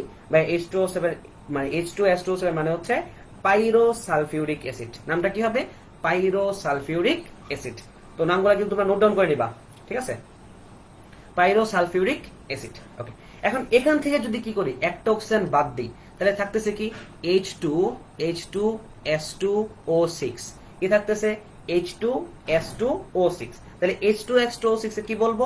হাইপোসালফিউরিক অ্যাসিড। কি বলবো? হাইপোসালফিউরিক অ্যাসিড। আমি যদি একটা অক্সিজেন যোগ করি, অর্থাৎ OH যদি হয়ে যায়, তাহলে কি হবে? H2S2, এখানেও ছিল O7, এখানে হয়ে যাবে কি? O8। তাহলে H2S2O8 কে কি বলবো? পার অক্সি ডাইসালফিউরিক অ্যাসিড। কি বলবো? পার অক্সি ডাইসালফিউরিক অ্যাসিড। ঠিক আছে? ওকে, এখন যদি কি করি? একটা অক্সিজেন যদি যোগ করি, কি করব? একটা অক্সিজেন যোগ করব কার সাথে? H2SO4 এর সাথে কি করব? একটা অক্সিজেন যোগ করব। তাহলে H2SO4 এর সাথে যদি একটা অক্সিজেন যোগ করি, তাহলে আমাদের স্ট্রাকচারটা কি দাঁড়াবে? আমাদের স্ট্রাকচারটা দাঁড়াবে H2SO5, H2SO5। এটাকে আমরা কি বলবো? এটাকে আমরা বলবো পার সালফিউরিক অ্যাসিড অথবা পার অক্সো সালফিউরিক অ্যাসিড। তুমি দুটাই বলতে পারবা। তুমি এটাকে বলতে পারো কি? পার সালফিউরিক অ্যাসিড, পার সালফিউরিক অ্যাসিড, অথবা তুমি বলতে পারবা পার অক্সি সালফিউরিক অ্যাসিড। পার অক্সি সালফিউরিক অ্যাসিড, এই দুইটাই তোমার জন্য জায়েজ আছে। দুইটা বলাই কি তোমার জন্য জায়েজ আছে। তার মানে পার অক্সো সালফিউরিক অ্যাসিড বলতে, সরি, পার অক্সি সালফিউরিক অ্যাসিড বলতে পারো, অথবা কি করতে পারো? পার সালফিউরিক অ্যাসিডও বলতে পারো। তাহলে এই হচ্ছে কি আমাদের মোটামুটি সালফারের অ্যাসিড। তবে সালফারের কিছু স্পেশাল টাইপের কিছু অ্যাসিড আছে, সেগুলো আমরা একটু খেয়াল করব। ওকে, তো ফার্স্টে সালফারের যে অ্যাসিডটা আমরা খেয়াল করব সেটা হচ্ছে থায়োসালফিউরিক অ্যাসিড। কি আছে? Thiosulphuric acid. Thiosulphuric acid. Thiosulphuric acid মানে কি? মনে রাখবা, থায়ো মানে হচ্ছে কি আসলে জানো? থায়ো মানে হচ্ছে তোমার সালফার। থায়ো মানে কি? সালফার। তার মানে নরমালি আমাদের যে থায়োসালফিউরিক অ্যাসিডের যে নরমাল যে সংকেত, সেটার সাথে কি হবে? একটা সালফার এড হয়ে যাবে। তার মানে আমাদের মানে স্ট্রাকচার যে তোমরা অনেকেই জানো, স্ট্রাকচারগুলো কেমন হয়? সালফারের সাথে এই যে OH থাকে, এদিকে OH থাকে, এদিকে OH থাকে, এদিকে OH থাকে, এবং কি এদিকে অক্সিজেন থাকবে, এদিকে কি দেখো স্ট্রাকচার অলরেডি কি হয়ে গেছে? H2SO3। আমি যদি এখানে যদি একটা অক্সিজেন দিতে তাহলে কি হইতো? H2SO4 হয়ে যেত। কিন্তু কি দিব এখন, আমি এখানে অক্সিজেন দিব না, আমি কি একটা সালফার দিয়ে দিব, কি দিয়ে দিব, একটা সালফার দিয়ে দিব। তাহলে কি হয়ে যাবে H2S2O3, এটা কি বলা হবে, থায়োসালফিউরিক অ্যাসিড। কি বলা হবে, থায়োসালফিউরিক অ্যাসিড। তাহলে থায়োসালফিউরিক অ্যাসিডে তোমাদের জন্য একটা কোশ্চেন থাকলো, এই থায়োসালফিউরিক অ্যাসিডে অর্থাৎ স্ট্রাকচার হচ্ছে কি H2S2O3, এই থায়োসালফিউরিক অ্যাসিডে সালফারের জারণ মান কত, এখানে সালফারের জারণ মান কত বলো তো দেখি, তো কে পারো কমেন্ট করো।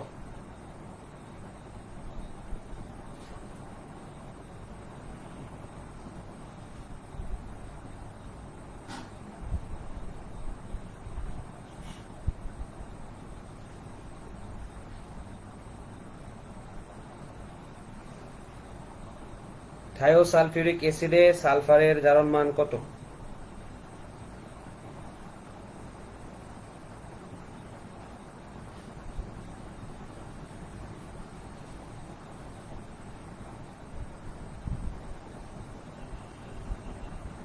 ওকে, এটা তোমাদের জন্য কোশ্চেন থাকলো, ঠিক আছে, যে থায়োসালফিউরিক অ্যাসিডে সালফারের জারণ মান কত। আচ্ছা, একটা কথা বলে রাখি যে জারণ মান কিন্তু দুই টাইপের হয়, একটা হচ্ছে ইন্ডিভিজুয়াল জারণ মান আর একটা হচ্ছে এভারেজ জারণ মান। যেমন ধরো আমি যদি বলি যে H2S2O3 এর মধ্যে H2S2O3 এখানে যদি এভাবে নির্ণয় করি যে অক্সিজেন ভাইয়া -2 × 3 -6, এটা ধরলাম কি +1 × 2, তার মানে +2, ঠিক আছে, তার মানে +2 প্লাস সালফারটাকে ধরলাম ভাইয়া x, তার মানে 2x - 6 = 0। এখান থেকে যদি x এর মানটা বের করি তাহলে যে অক্সিডেশন স্টেটটা আসবে বা অক্সিডেশন নাম্বারটা আসবে সেই অক্সিডেশন নাম্বারটা হচ্ছে এভারেজ অক্সিডেশন নাম্বার, ঠিক আছে। সো আমি তোমাদের কাছে এভারেজটা জানতে চাই নাই, আমি জানতে চাচ্ছিলাম এই সালফারের জারণ মানটা কত এবং এই সালফারের জারণ মানটা কত, আদৌ কি তারা সেম নাকি তারা ভিন্ন, ঠিক আছে, এটা তোমাদের জন্য কোশ্চেন থাকলো। ওকে, তাহলে আমরা মোটামুটি সালফারের যতগুলো অ্যাসিড ছিল সেগুলো কি করলাম, কমপ্লিট করে ফেললাম। এখন বাকি থাকবে কি, ও আরেকটা কথা, হ্যাঁ সালফারের তো আরো অ্যাসিড বাকি আছে।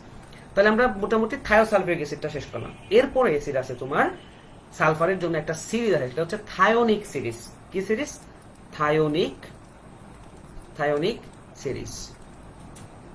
থায়োনিক সিরিজ, থায়োনিক সিরিজ জিনিসটা কি, থায়োনিক সিরিজ জিনিসটা হচ্ছে এইরকম শেপে থাকবে, অর্থাৎ সালফার, এদিকে থাকবে অক্সিজেন, এদিকে থাকবে অক্সিজেন, এদিকে থাকবে একটা ও, এদিকে থাকবে একটা এইচ। সিমিলারটাও থাকবে, এদিকে থাকবে সালফার, এদিকে থাকবে অক্সিজেন, নিচেও থাকবে অক্সিজেন, এদিকে থাকবে অক্সিজেন, এদিকে থাকবে হাইড্রোজেন, ঠিক আছে। ওকে, আর মাঝখানে থাকবে সালফারের চেইন, মাঝখানে থাকবে সালফারের চেইন। এখন এই এন এর মানটা কি হতে পারে, এন এর মানটা 0 হতে পারে, এন এর মানটা 1 হতে পারে, 2 হতে পারে, এরকম আরো অনেক কিছু হতে পারে, ঠিক আছে।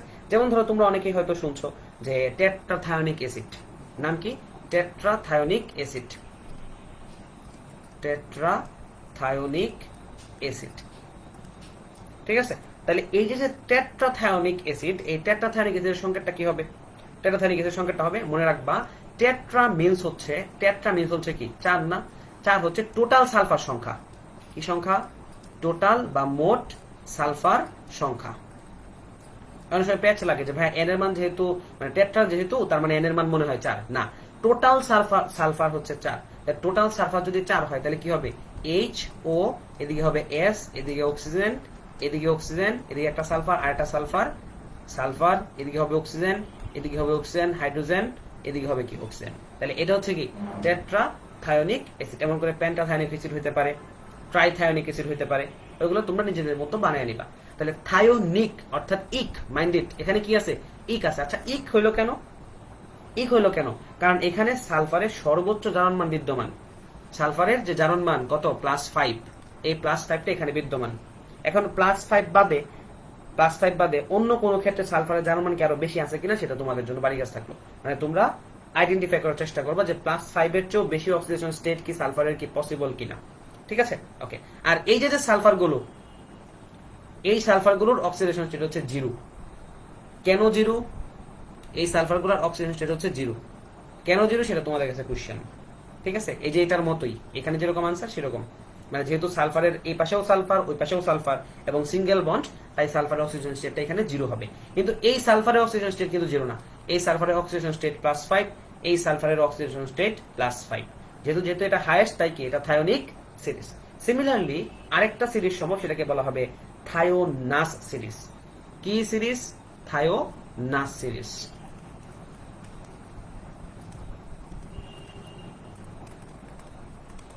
থায়োনাস সিরিজ। ওকে, থায়োনাস সিরিজটা কেমন? থায়োনাস সিরিজটা হচ্ছে জাস্ট ভাইয়া এরকম শেপটাই থাকবে, শুধু একটা অক্সিজেন কম থাকবে। এই যে নিচের যে অক্সিজেনটা, সেই দুটো অক্সিজেন কম থাকবে। তাই নিচের অক্সিজেন দুটো যদি কম থাকে তাহলে হইলো কেমন দেখো তো। এই যে সালফার দিলাম, এদিকে সালফার দিলাম, এদিকে থাকবে অক্সিজেন, এদিকে থাকবে অক্সিজেন, এদিকে থাকবে OH, এদিকে থাকবে কি OH, আর মাঝখানে কি থাকবে? সালফারের চেইন। সালফার কি থাকবে? চেইন। দেখো তো জারণ মান কমে গেছে না? জারণ মান কমে কি হয়ে গেছে? এদিকে ভাইয়া +3 হয়ে গেছে। এই সালফারের কত? +3 হয়ে গেছে। তাই কি হয়ে গেছে? থায়োনিক থেকে থায়োনাস হয়ে গেছে। এখানেও কেনের মানটা কি হতে পারে? 0, 1, 2, 3 এমন হতে পারে। ঠিক আছে, তাহলে এই হলো আমাদের মোটামুটি সালফারের কথাবার্তা। তাহলে আমরা সালফারের দেখলাম।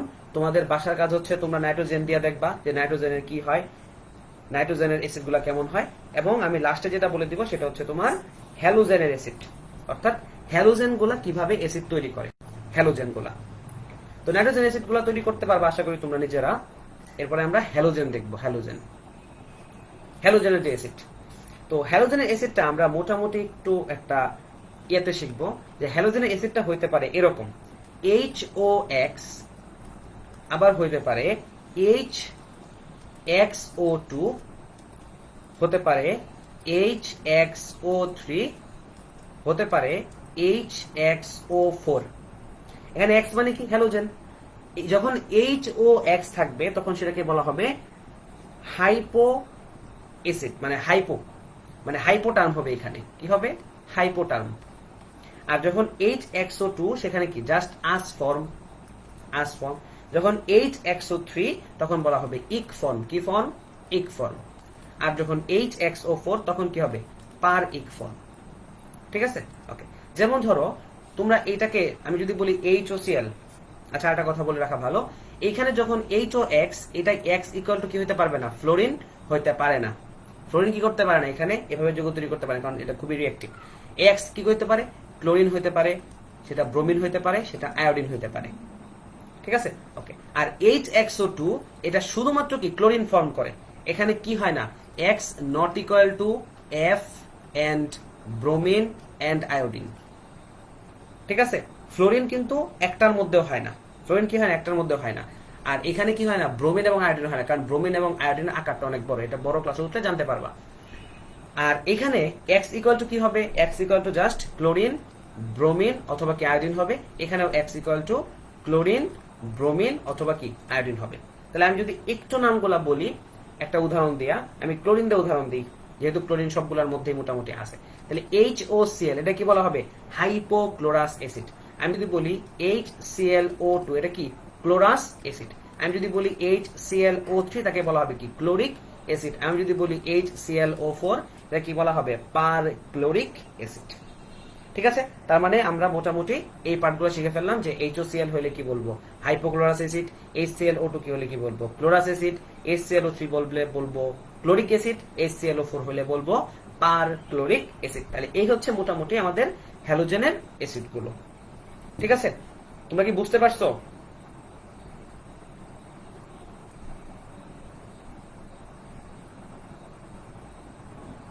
ওকে, ধন্যবাদ, বুঝতে পারছে সবাই। ওকে, তাহলে আমাদের মোটামুটি অ্যাসিডের নামকরণ নিয়ে যতটুকু পার্ট ছিল সেই পোর্শনটা আমরা মোটামুটি শেষ করছি।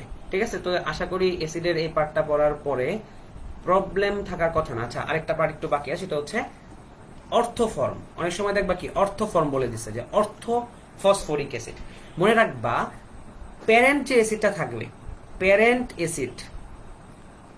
অ্যাসিড এর যদি মেটা পসিবল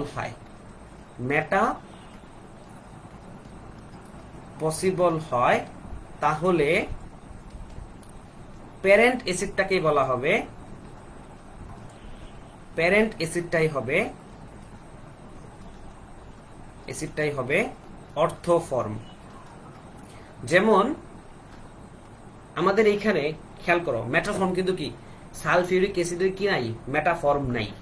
সালফিউরিক অ্যাসিডের মেটাফর্ম নাই মানে তার কোনো অর্থ ফর্ম নাই। তার মানে অর্থ সালফিউরিক অ্যাসিড নামে তুমি কিছু পাবা না, তোমার পাওয়াটা উচিত না। যদি আমি বলি ফসফরাসের জন্য, ফসফরাসের, তার মানে তুমি অর্থ ফসফরিক অ্যাসিড পাবা। আমি যদি বলি বোরিক অ্যাসিড, যেটা তুমি অর্থ বোরিক অ্যাসিড পাবা। আমি যদি বলি এই সিলিসিক অ্যাসিড, তাহলে তুমি কি পাবা? অর্থ সিলিসিক অ্যাসিড পাবা। ঠিক আছে, তাহলে এই হচ্ছে আমাদের মোটামুটি অ্যাসিড নিয়ে কথাবার্তা। ওকে, এখন আমরা একটু পিএইচ নিয়ে হালকা একটু ডিল করব, যে পিএইচ জিনিসটা কি, এটা দিয়ে কি ক্যালকুলেশন করে বা কিভাবে কি করে, সেটা সেই বিষয়টা নিয়ে আমরা একটু ক্যালকুলেশন করব। ওকে, তো পিএইচ জিনিসটা কি? পিএইচ জিনিসটা হচ্ছে পাওয়ার অফ হাইড্রোজেন বলতে পারো, অথবা পুয়েসেন্স অফ হাইড্রোজেন বলতে পারো, যেটাকে কেতাবি ভাষা হচ্ছে পিএইচ ইকুয়াল টু হচ্ছে হাইড্রোজেন আয়নের ঘনমাত্রার, হাইড্রোজেন আয়নের ঘনমাত্রার ঋণাত্মক লগারিদম। হাইড্রোজেন আয়নের ঘনমাত্রার ঋণাত্মক লগারিদমটা হচ্ছে পিএইচ। পিএইচ সাধারণত কার থাকে ভাই? পিএইচটা সবারই থাকে। সবারই কি থাকে? পিএইচ থাকে। একটা অ্যাসিডের জন্য, একটা অ্যাসিডের জন্য পিএইচটা কি হয়? একটা অ্যাসিডের জন্য পিএইচটা হয় তোমার 7 এর কম, 7 এর কম। আর একটা বেসের জন্য, একটা বেসের জন্য পিএইচটা কি হয়? একটা বেসের জন্য পিএইচটা হয় 7 এর বেশি। আর একটা অ্যাসিডের জন্য পিওএইচটা কি হয়? পিওএইচটা হয় 7 এর বেশি। আর একটা বেজের জন্য পিওএইচটা কি হয়? 7 এর কম। এটা কিন্তু খুব প্যাচ লাগে, সো খুবই কেয়ারফুলি জিনিসটা বোঝা লাগবে যে অ্যাসিডের ক্ষেত্রে পিএইচ কি হবে? 7 এর কম। আর বেজের ক্ষেত্রে পিএইচটা কি হবে? 7 এর বেশি। আর অ্যাসিডের ক্ষেত্রে পিওএইচটা কি হবে? 7 এর বেশি। আর বেজের ক্ষেত্রে পিওএইচটা কি হবে? 7 এর কম। আমরা যেরকম করে পিএইচ দেখলাম, আমরা সেমন করে কি পিওএইচ দেখতে পারি, অর্থাৎ পিওএইচ ইকুয়াল টু কত? Minus log of OH minus, অর্থাৎ হাইড্রোক্সিল আয়নের ঘনমাত্রার ঋণাত্মক লগারিদমকে কি বলা হবে? POH। এবং পিএইচ এবং পিওএইচ এর যোগফল কত হয়? পিএইচ এবং পিওএইচ এর যোগফল হয় 14। পিএইচ এবং পিওএইচ এর যোগফল হয় 14, এটাও তোমরা মোটামুটি জানো। এখন এগুলার মানে পিএইচ এর ডেরিভেশন আমি দেখাইলাম না, যে পিএইচটা কোথা থেকে আসলো, কিভাবে আমরা ক্যালকুলেশন এভাবে মানে এভাবেই কেন করি, এই বিষয়গুলো আমরা আপাতত দেখাইলাম না। তো আমরা এখন কিছু একটু ম্যাথ করি। সাপোজ ধরো তোমাকে যদি আমি বলি যে 0.1 মোলার, 0.1 মোলার সোডিয়াম হাইড্রোক্সাইড এর পিএইচ কত, 0.1 মোলার ক্যালসিয়াম হাইড্রোক্সাইড এর পিএইচ কত, 0.1 মোলার BOH3 এর পিএইচ কত, 0.1 মোলার H2SO4 এর পিএইচ কত, 0.1 মোলার HCl এর পিএইচ কত। যদি তোমাদেরকে সবগুলার পিএইচ ক্যালকুলেশন করতে বলা হয়, সবগুলার কি বলা হইলো? এই সবগুলার পিএইচ কত। ওকে, তাহলে তুমি কেমনে ক্যালকুলেশন করবা? যে ভাই এটার ক্ষেত্রে কি লিখবা? Minus log of 0.1। এটার ক্ষেত্রে কি লিখবা? এটার ক্ষেত্রে লিখবা মাইনাস লগ অফ 0.1 ইন্টু 2। ভাই 2 কেন লিখবো? কারণ হাইড্রোক্সিল আয়ন কয়টা এখানে? 2টা। তাহলে অবশ্যই কি তার ঘনমাত্রা দ্বিগুণ হয়ে যাবে, কারণ সেটা ভাঙবে কিভাবে? ক্যালসিয়াম হাইড্রোক্সাইডটা ভাঙবে তোমার calcium 2 plus, calcium 2 plus plus 2OH minus. তার মানে এটা যদি 0.1 মোলার থাকে, তাহলে সে ভেঙে 0.2 মোলার কি তৈরি করবে? OH মাইনাস তৈরি করবে। অর্থাৎ 0.2 মোলার মানে কি? 0.1 এর দ্বিগুণ। তাই কি লিখবো? 0.1 ইন্টু 2 পিএইচ। আবার কি করব? BOH3 যখন করব, তখন পিএইচটা কি লিখবো? Minus log of 0.1 into 3। আর এখানে কি করব? Minus log of 0.1 into 2। আবার সিমিলারলি কি করব? এখানে মাইনাস লগ অফ 0.1 করব। কিন্তু আমার এই সবগুলা কিন্তু হয় নাই। কেন হয় না ভাই? একটা ভুল হয়েছে কিন্তু। সেটা হলো কি, এটা কিন্তু পিএইচ না। এই যে এখানে যেটা বের হইছে ক্ষারের ক্ষেত্রে আমরা কি করতে পারি না? ডিরেক্টলি পিএইচ বের করতে পারি না, এরকম ডিরেক্ট সূত্র দিয়ে বের করতে পারি না, আমাকে 14 থেকে বাদ দিতে হয়। অর্থাৎ আমরা যেটা বের করি সেটা আসলে কি? পিওএইচ। সিমিলারলি ক্যালসিয়াম হাইড্রোক্সাইডের জন্য যেটা বের করি সেটা আসলে কি? পিওএইচ। সেটা আসলে কি না? পিএইচ না। এখন তোমাদের কাছে প্রশ্ন হচ্ছে যে এই যে BOH3, এই যে BOH3 এটা কি? এটা কি অ্যাসিড না ক্ষার? এটার ক্ষেত্রে পিএইচ বের হবে না ডিরেক্টলি, না পিওএইচ বের হবে? তো এটা হয়তো তোমরা অনেকেই ভুল করতে পারো। এটা হচ্ছে আসলে কি, দেখো বোরন, বোরনটা কি? বোরনটা কি অধাতু না? তাহলে অধাতু কি কখনো ক্ষার হয় না? তার মানে বোরন BOH3 এটা তোমাকে এইভাবে লিখে দিছে, কিন্তু আসলে এটা কি?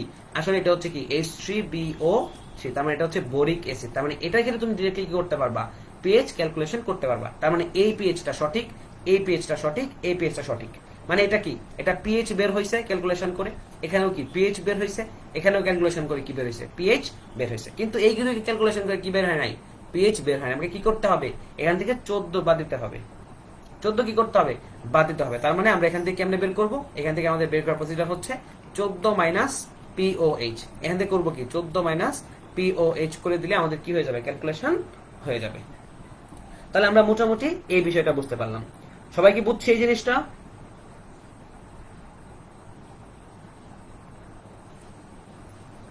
ওকে, আশা করি মোটামুটি বুঝতে পারছো সবাই।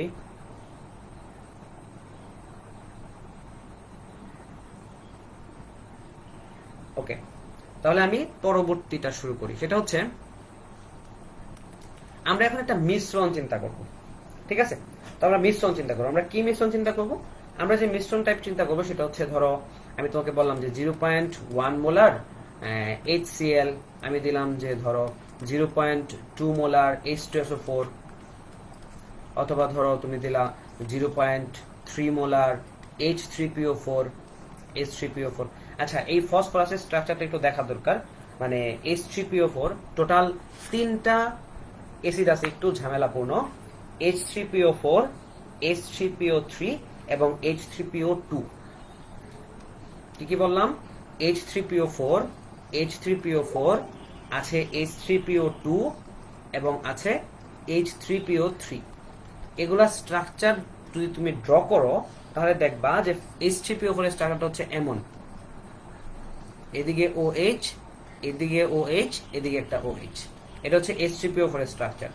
এই স্ট্রাকচারটা হচ্ছে H3PO2 যেটা, সেটা স্ট্রাকচারটা হচ্ছে বা ফসফরাসের সাথে একটা অক্সিজেন থাকবে কি হাইড্রোজেন যুক্ত, আর বাকি হাইড্রোজেনগুলো কি ডাইরেক্টলি কার ফসফরাসের সাথে যুক্ত থাকবে। আর H3PO3 এর মধ্যে স্ট্রাকচারটা কি হবে, ফসফরাস, অক্সিজেন, একটা OH, এদিকে একটা OH, এদিকে জাস্ট অনলি একটা H। তাহলে কি হবে, H3PO3। তাহলে খেয়াল করে দেখো বিয়োজনযোগ্য হাইড্রোজেন কয়টা আছে এখানে? ভাই বিয়োজনযোগ্য হাইড্রোজেন আছে এখানে 3টা। H3PO2 তে বিয়োজনযোগ্য হাইড্রোজেন কয়টা? একটা। কারণ ফসফরাসের সাথে যেটা যুক্ত সেটা তো আর বিয়োজন হবে না, মানে সেটা তো আর ভাঙতে পারবে না। সেটা কি ভাঙতে পারবে না? ফসফরাসের যেটা থাকবে সেটা কি করতে পারবে না, ভাঙতে পারবে না। আর এখানে এই যে ফসফরাসটা আছে, সেই এখানে যে ফসফরাসটা আছে সেই ফসফরাসটা কি হবে, সেই ফসফরাসটা হবে এই যে H, একটা H এবং এই যে H, এই দুইটা H কি হবে, বেরিত হবে, মানে বের হবে আর কি। ঠিক আছে? তার মানে H3PO4 এখানে যে 3টা হাইড্রোজেন কি হবে, ভাঙবে। H3PO2 এখানে কি মাত্র একটা হাইড্রোজেন ভাঙবে, মানে একটা হাইড্রোজেন H+ আকারে বের হবে। আর H3PO3 তে কি মাত্র 2টা হাইড্রোজেন H+ আকারে বের হবে। এটা কিন্তু একটু মাথায় রাখা লাগবে।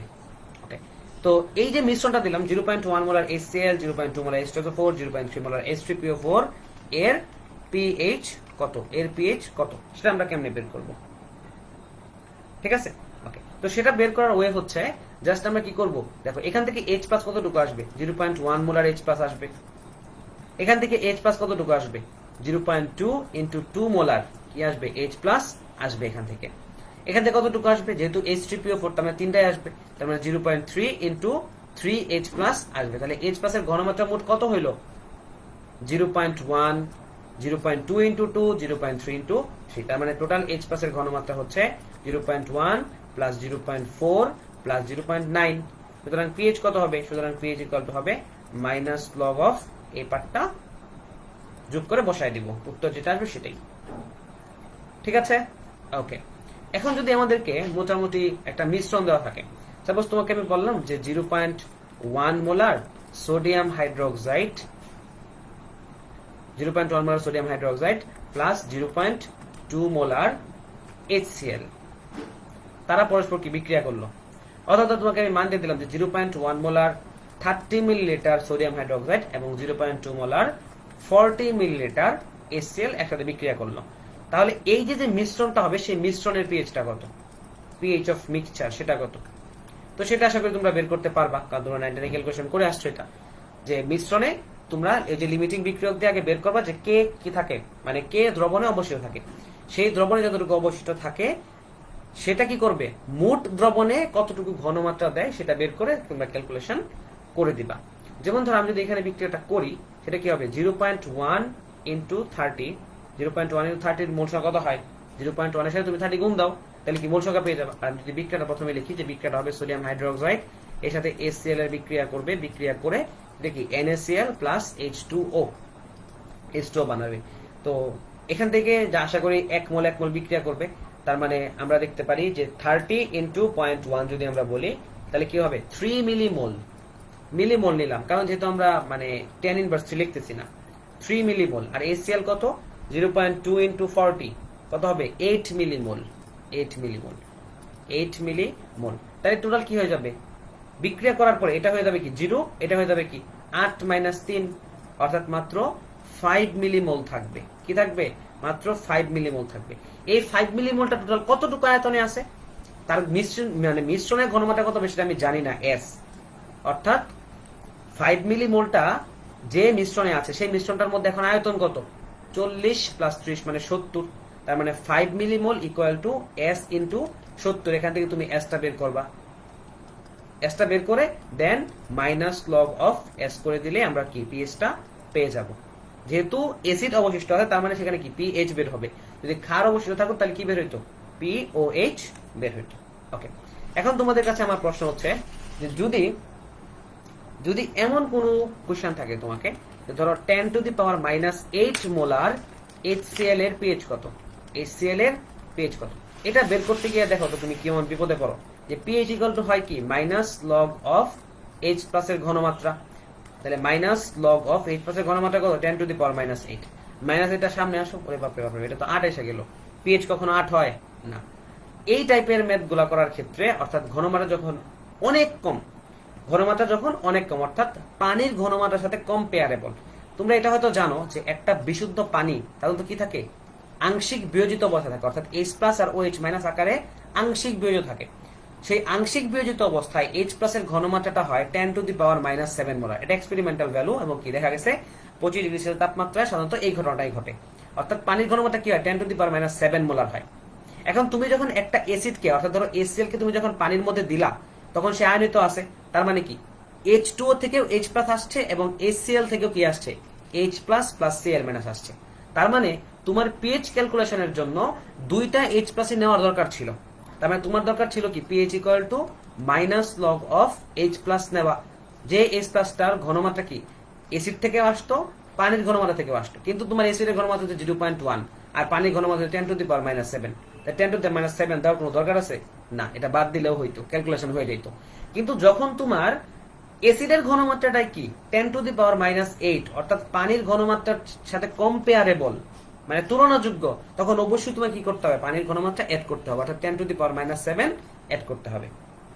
ঠিক আছে, তাহলে তুমি এখন তাহলে pH কেমনে করবা, যে pH ইকুয়াল টু হবে minus log of 10 to the power minus 8 plus 10 to the power minus 7। তাহলে ক্যালকুলেশন করলে কত আসে মাইনাস লগ অফ যদি করো 10 to the power minus 8 plus 10 to the power minus 7 করলে উত্তরটা চলে আসবে প্রায় 6.96 এর মতো, 6.96, দেখো 7 এর চেয়ে কম আসছে।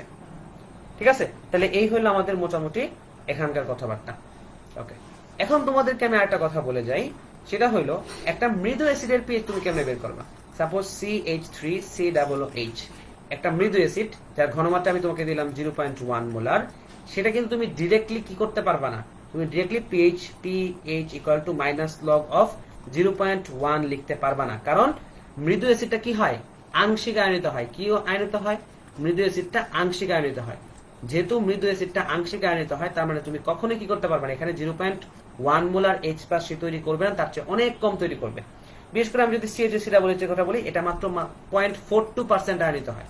তুমি চিন্তা করতে পারো কতটুকু কম, মাত্র 0.42, শুধু 42 না 0.42, একেরও কম, এত পার্সেন্ট আয়নিত হয়। তার মানে 0.1 মোলার থেকে অনেক কম কি হয়ে যাবে, অনেক কম ঘনমাত্রা থাকবে H প্লাস এর। সেখান থেকে সেভাবে ক্যালকুলেশন করতে হবে। ঠিক আছে, ওকে, আরেকটা উদাহরণ দেই।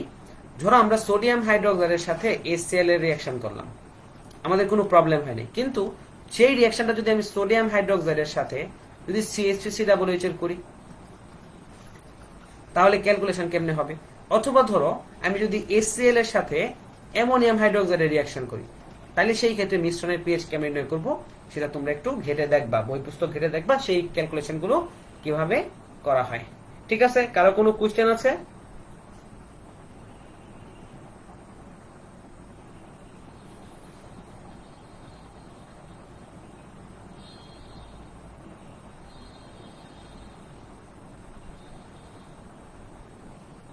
ওকে, তাহলে মোটামুটি কোশ্চেন নাই, তাহলে আমরা শেষ করি এখানে। ওকে, ভালো থাকো সবাই।